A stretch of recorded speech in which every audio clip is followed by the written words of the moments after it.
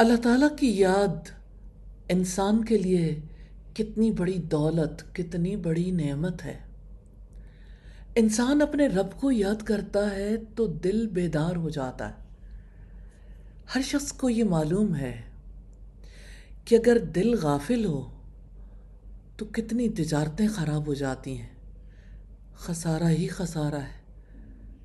لیکن جب دل جاگتا ہے تو انسان خسارے سے نکل آتا ہے۔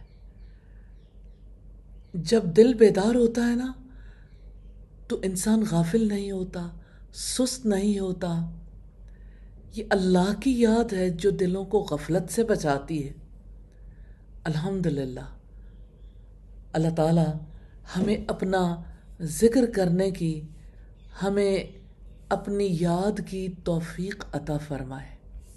اللہ تعالیٰ کو یاد کرنے کے بہت ہی خوبصورت انداز ہیں جو ہمیں ہمارے دین نے سکھائے، جیسے ہر کام کے آغاز میں بسم اللہ پڑھنا اور پھر اختتام پر الحمدللہ کہنا۔ ایسے ہی جب بھی کسی کام کا آغاز کیا جائے تو انشاءاللہ کہنا۔ انشاءاللہ رب کی یاد بھی ہے، ایمانی کلمہ بھی ہے، اور انشاءاللہ کی تعلیم دی گئی تو کیوں؟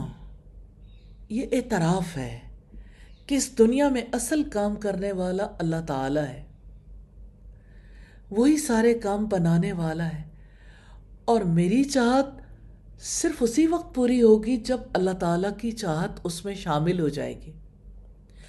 انشاءاللہ کہنے والا اپنی چاہت میں اللہ تعالیٰ کی چاہت کو ملاتا ہے۔ یقین رکھے اس دنیا میں سارے اختیارات صرف اللہ تعالیٰ کے پاس ہیں۔ وہ تمام چیزیں جن کو استعمال کر کے ہم اپنا کام کرتے ہیں وہ اللہ کے حکم کے تحت کام کرتی ہیں۔ انسان کے اختیار میں صرف چاہنا ہے، باقی سب کچھ اللہ کے اختیار میں ہے۔ انسان جب اپنی عاجزی کو سوچتا ہے تو اس کا احساس لفظوں کی صورت میں ظاہر ہوتا ہے، انشاءاللہ اگر اللہ تعالیٰ چاہے گا۔ یہ ایک دعا ہے، یہ ذکر ہے، یہ ایک درخواست ہے کہ یا اللہ میرے ارادے کو اپنی توفیق سے، اپنی تائید سے پورا کر دینا۔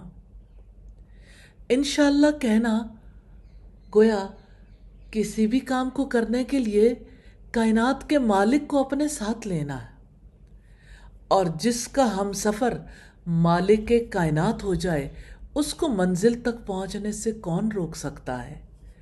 یا اللہ ہمیشہ کاموں کے آغاز پر انشاءاللہ کہنے کی بھی توفیق عطا فرمانا۔